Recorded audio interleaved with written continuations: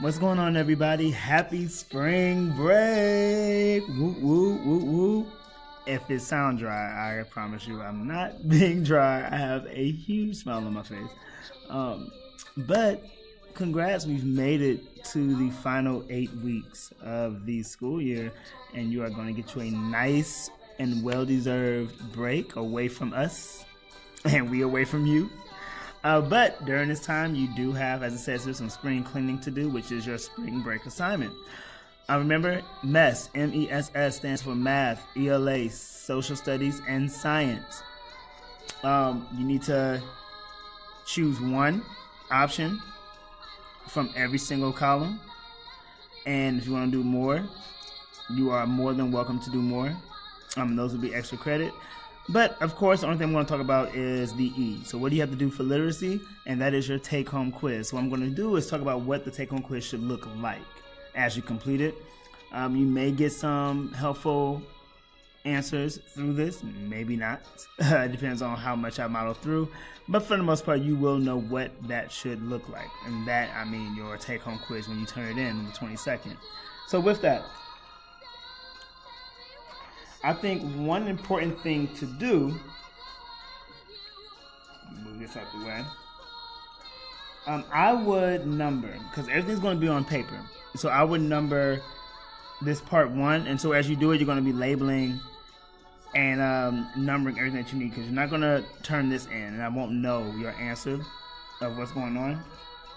And so, side note, to let you know, so what I'm about to model now, I'm going to model with a different poem. The structure of the take-home quiz is the same.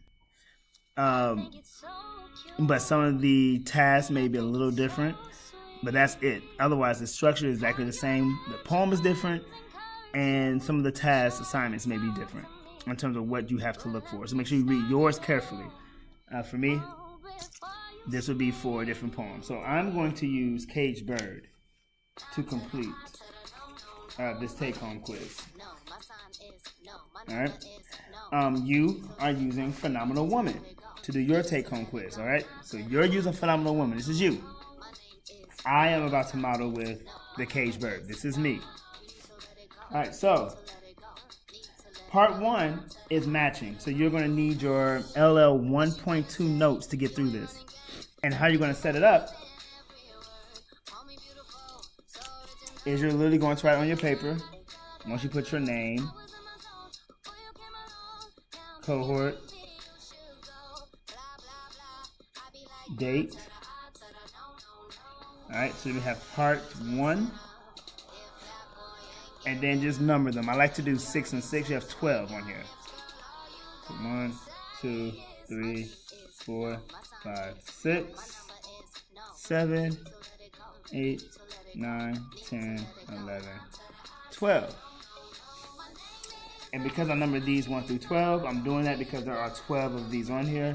I'll number these 1, 2, 3, 4, 5, 6, 7, 8, 9, 10, 11, 12. And I'm numbering these so that way you're not constantly going back having to count every time you're trying to find the answer. Because things are going to bounce around. And so here are the 4 types of figurative language, A, B, D, E, and then repetition, which is the literary device that we talked about. So that's your LL 1.2 notes and LL 6.2 notes. And what you want to do is find what matches. And you're going to put the letter next to the number. So for example, I think the easier ones to start with is 2, 3, 6, 9, and 10, because those actually are in your notes. Those are the definitions. So for example, number 9, comparing two unlike nouns using like or as. 9, we know that is a simile. And so for 9, I'm going to put A. And so that's how it looks. So that's all you have to do. Things can repeat. So for example, I know that A is a simile.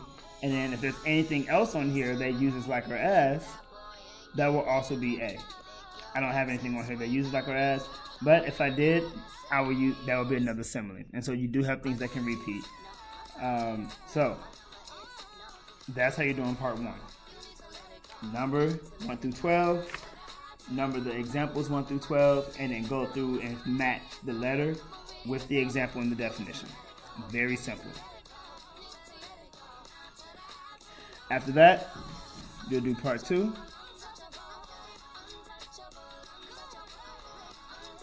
And part 2, down here, as you see, there are different tasks. 1, 2, 3, 4. So as you complete a task, I would number this off to the side. So I'm about to do task 1. And so I'm going to put a 1 off to the side. And so from there, you are then using LL 1.2, the process, as well as LL 2.2 and LL 4.2 to get through this. And so, for example, task 1 says, use the process from LL 1.2 to interpret the first septet and the second septet. And so that's what it says on mine. Now, for you all, it does not say that.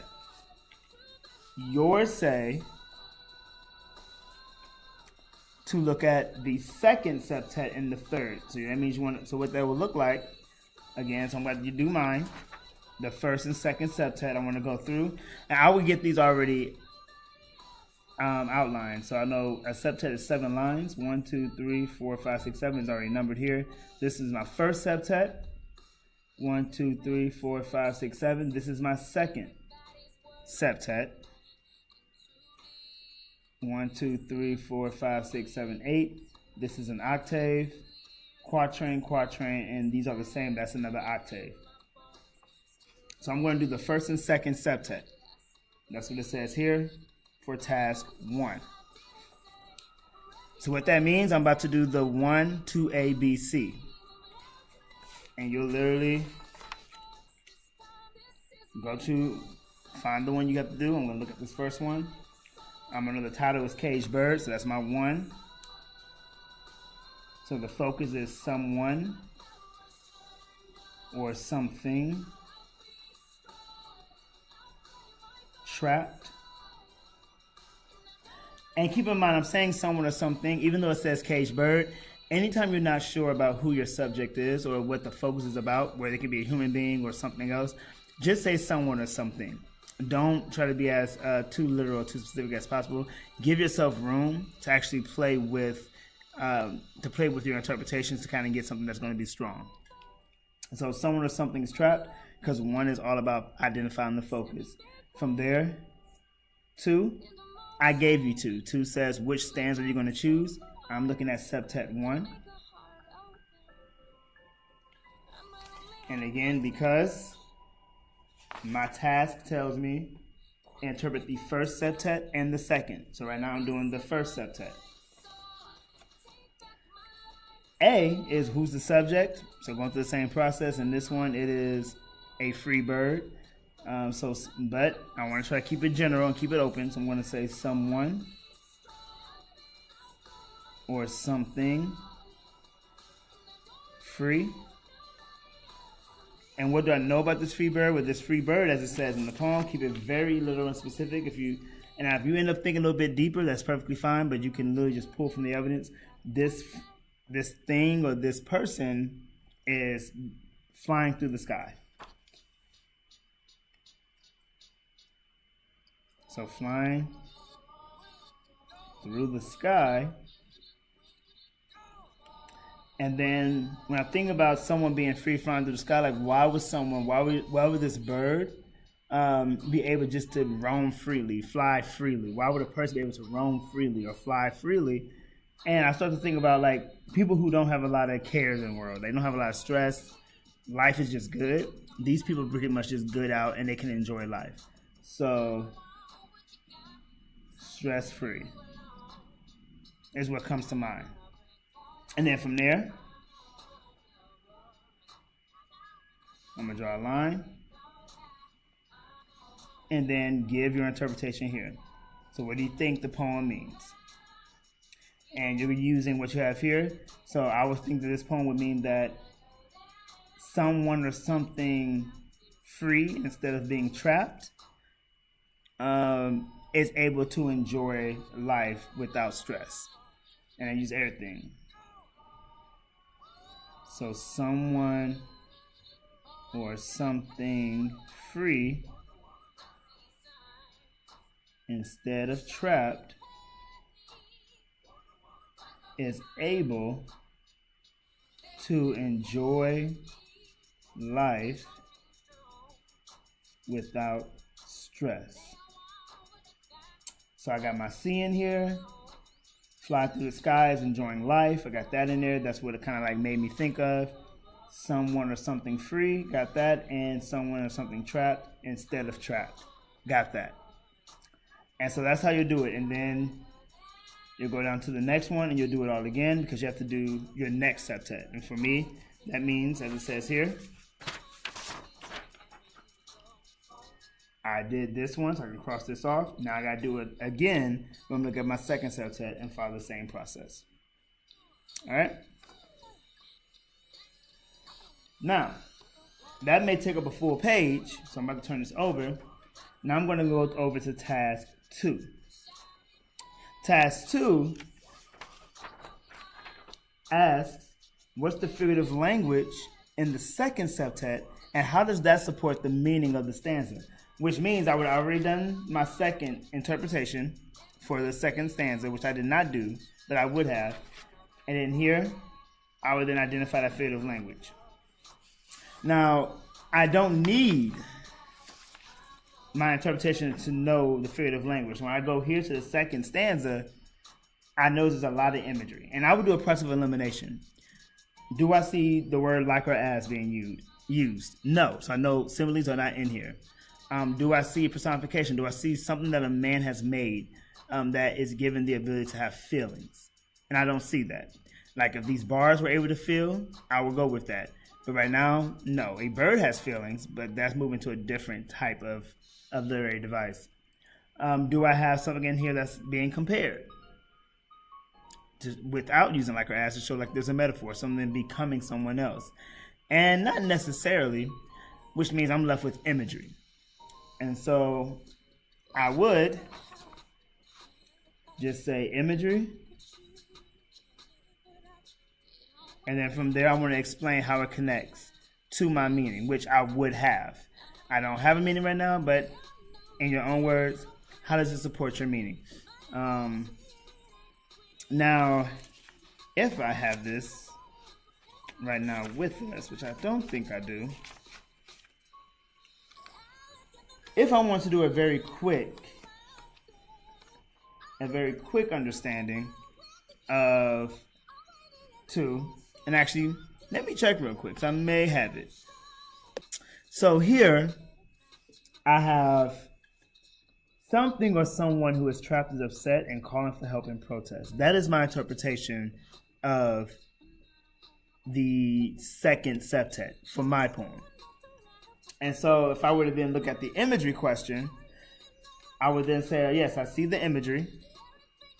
And then my connection is when the bird opens his throat to sing, it gives an image of birds chirping so loud to be heard, just like protesters. And so I'm showing that this imagery connects to protest. Now, if I want to make this stronger, I would then also try to figure out what in here talks about upset. In that sense, I would then discuss, bring this back up here, like the bars of rage, that it gives me the image of these bars turning red, that it's hot, it's steaming, it's glowing with fire. Like those kind of things kind of give the idea that he's angry. This person, this thing is upset about being locked in. So that would be how you would do, again, task 2. Just once you interpret both stanzas, you're going to focus on the one that it says to focus on, and then look at the figurative language and identify how that figurative language supports it. That's all you have to do. For task 3 just asks, well, what type of stanza are used in the poem and how many of each type are used? And so for this one, and I'll just bring all this out. You'll put a 3 off to the side because this is task 3. And you will literally go into your poem and you will count. And so I see I have there, I know it's a septet. I know this is a septet.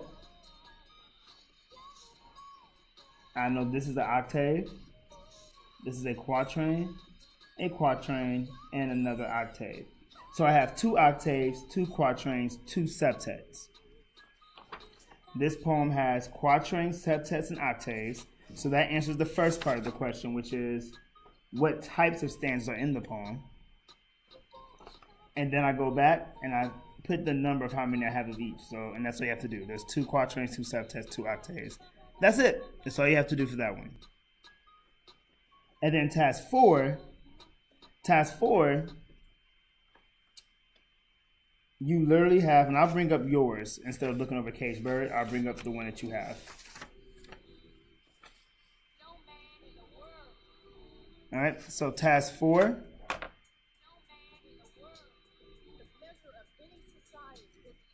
Your interpretation. So I'm giving you the interpretation. So I'm telling you, the meaning of this poem could be, it takes confidence in yourself, not size or beauty, for people to be drawn to you. And what I want you to do is go back into the poem and find evidence to support what I have in bold. So what in the poem will make me think or come up with confidence in yourself? Find the text evidence, explain the connection. Where this poem would be connected to not size or beauty. Find the evidence in the poem that supports that, explain why it supports that. What in the poem supports people to be drawn to you? Find some text evidence in that poem, explain how it shows people being drawn to you. So that's a very simple. I'm not asking you to do intro, body 1, and body 2 conclusion. I just want 3 very clear answers. Make sure you separate those and explain to me how text evidence supports the interpretation. And that is it. So hopefully this helps in terms of the breakdown of what you have to do. Have an amazing break, and I will see you on the 22nd.